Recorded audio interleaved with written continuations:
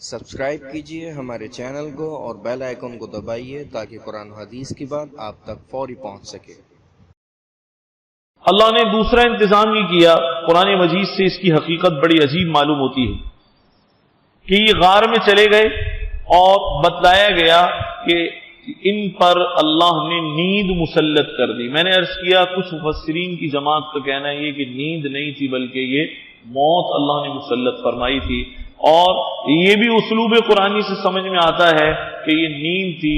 بعض حضرات کا رجحان یہ ہے یہ کیا کیفیت تھی اللہ بہتر جانتے ہیں، واقعتاً موت تھی صرف نیند تھی۔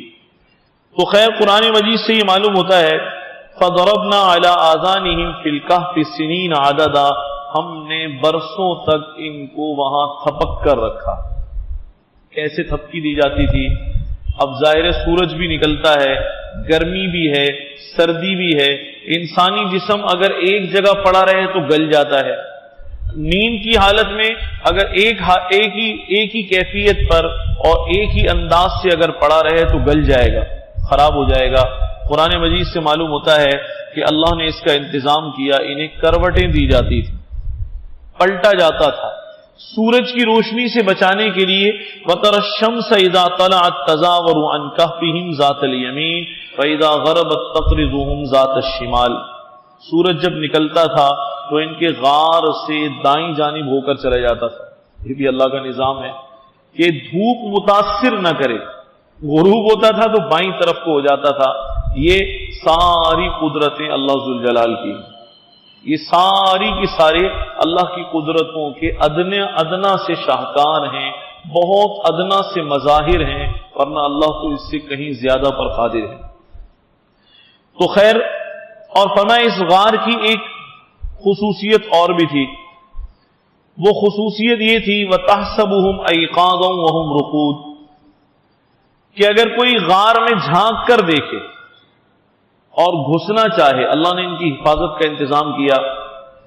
فرمایا اگر کوئی جھانک کر دیکھے اور گھسنا چاہے لَوِ اطَّلَعْتَ عَلَيْهِمْ لَوَلَّيْتَ مِنْهُمْ فِرَارًا وَلَمُلِئْتَ مِنْهُمْ رُعْبًا، اگر کوئی جھانکتا تھا تو اس پر شدید ہیبت طاری ہو جاتی تھی، خوف اس پر سوار ہو جاتا تھا، اندر قدم نہیں رکھ سکتا تھا۔ باہر کتا بیٹھا ہے، اندر کا منظر اللہ ایسی ہیبت طاری فرماتے تھے، کوئی جھانک کر اندر جانا چاہے تو برداشت نہیں کر سکتا، اندر جا کر اٹھا لے یا تکلیف پہنچائے یا وہاں تک پہنچ سکے۔ یہ من جانب اللہ، اللہ نے انتظام فرمایا کہ ہیبت وہاں مسلط فرما دی، اور فرمایا کہ بظاہر ایسے سو رہے تھے تحسبهم ایقاظا وهم رقود، دیکھنے والا سمجھے جاگ رہے ہیں لیکن در حقیقت سو رہے ہیں۔ مفسرین نے لکھا اس کے معنی یہ آنکھیں کھلی ہوئی تھی، آنکھیں کھلی ہوئی تھی۔